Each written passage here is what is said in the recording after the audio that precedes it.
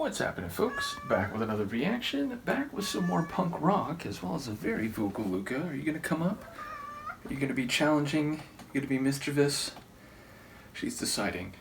But yes, I want to give a big shout out to Paulie, who has already shared a number of things. Please don't knock everything down. No. She's really considering it. But yes, he recently sent me another package, and one of the things in the recent package is, I believe, it's either like the only album the Avengers ever released, or I think it might even be like a compilation that includes the album and some other singles that they released. Here, I'll put you here, I'll move my teacup, see if you can deal with that. But yes, I had never heard of them, and I was very curious when I opened the package, because it sounds like a classic punk band, and indeed, that's what they are, though they were very short-lived in terms of their duration, which is further to say, and according to not only the biography that Paulie gave me, but there's a bit of a blurb on the back here. They were a punk band from 77/78 in San Francisco Bay Area, and they sort of made a name for themselves over a very short period of time, and even though they didn't actually do a national or world tour, they basically only played up in the Bay Area. Nevertheless, they became pretty well known and sort of legendary. They broke up, and then my understanding is many years later, they came back and started to do some shows, and their lineup, I think, again, I looked on Discogs too, it seems like the lineup was in flux during their brief history, but there were like 4 core members, including a female lead singer seen here, and she is one of the people who got the band back together, I think, like in the last 10 years, and they've been playing some shows. So, yeah, it's a punk band that never came across my radar, in part, I think, because a lot of the punk that I gravitated toward was punk rock from the early to mid 80s, when I, as a kid or a teenager in the early to mid 90s, really started to dive into punk rock. So they were like a little before the time frame that I went looking for, if that makes sense. In any case, as I said, we have this compilation record here, and the first track on the release is We Are the One. And in this little blurb, it lists We Are the One as being among 2 or 3 songs that really sort of hit and were the reasons they became quite well known in punk circles. So let's give them a listen. This is Avengers from 1977/78, and the album, or indeed compilation, begins with We Are the One.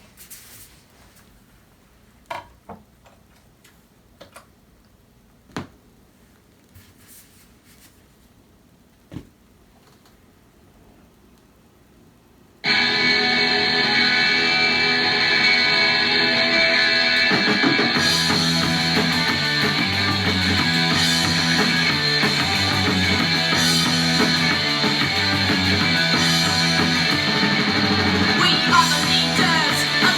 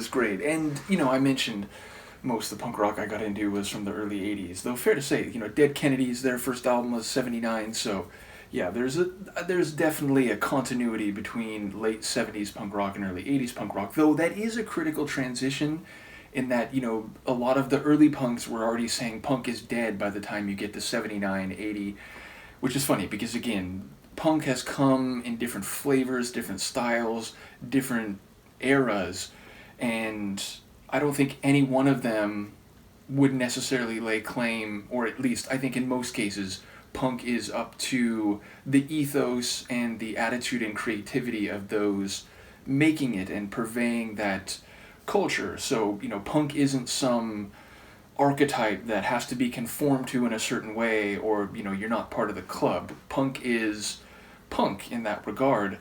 But I will say, like, the late 70s punk really does have a distinct sound. It kind of has that garage sound. It kind of has that, like, very raw quality to it, and this definitely has that in a very good way.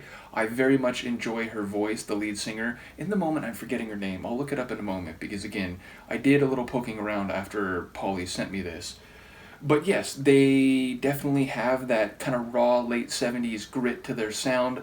I'll also say I enjoy what I take away as the message here. She's basically saying, like, the youth are the ones who are going to change things, and they're the ones. It's almost like they're saying it's kind of destiny, or, they're the catalyst, they're the anointed ones, but they're also saying, don't pigeonhole us. Don't, like, we're not Jesus. We're not coming here to supernaturally change everything. We're not fascist, so don't try to pass us off as being, intolerant or, sort of prejudicial or whatever, but we're not capitalists, we're not communists, we're just here to change things. We're here to fight against all forms of power, so don't label us with some ism and then, pigeonhole us and put us in some category that allows you to neatly define us and dismiss us as being, well, that's just, they're just communists, or, they're just fascists, or they're just, again, capitalists or whatever. So they're basically saying, we transcend these different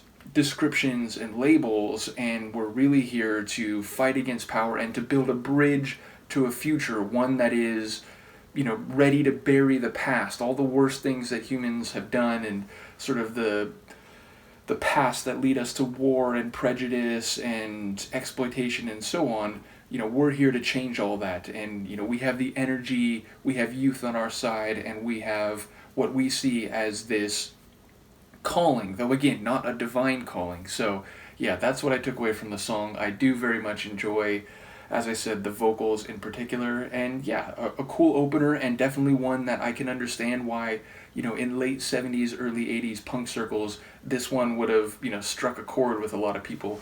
So give me one moment, I'm just going to look up the biography that I saw on Discogs, because it was not only enlightening, but it gave me some names. Okay, yeah, so Penelope Houston is the name of the lead singer. So yeah, formed in 77 by Penelope Houston, Greg Ingraham, and Danny Furious. Ingraham on guitar and Danny Furious on drums. Jimmy Wilsey took over bass duties early on. They quickly became favorites on the West Coast punk scene at Malboy Gardens and Whiskey A Go Go, which I think is in LA, so apparently they didn't just play Northern California. The classic Danger House single, We Are the One, was released later that year. They were a supporting act for the Sex Pistols' last show, interesting, and they recorded another anthem, The American and Me, which is definitely on this compilation here, with Steve Jones, so apparently he joined them for that song. But Greg Ingraham left in late 78. Brad Kent, who used to be in DOA, that's pretty cool, people will know I'm a fan of DOA, joined, and the band recorded the Nietzschean power ballad, Corpus Christi. I'm amused by calling it a Nietzschean power ballad. They're known around the punk world, and without ever having played outside the West Coast, the group disbanded in 79.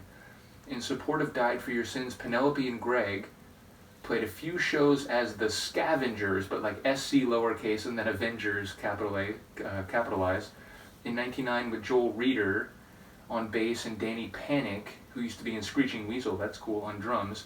In 2004, they started to play select shows in Europe and the US, which I guess continues to this day. So, yeah, like in the past 20 years, they played some more shows. But their original run, in which they recorded the material they're known for, was 77 to 79. So yeah, I'm looking forward to going through this compilation. Once again, big shout out to Paulie. And yeah, it's listed as a compilation, so that's what I'm going to keep calling it. But yeah, I'm very much looking forward to this. As I said, I like old school punk. When I first got into punk rock, it was the mid 90s, but as I said, I gravitated toward punk rock of a decade or more earlier, so this is very much in my lane. Do let me know what you think. I'll see you for the next one. Peace.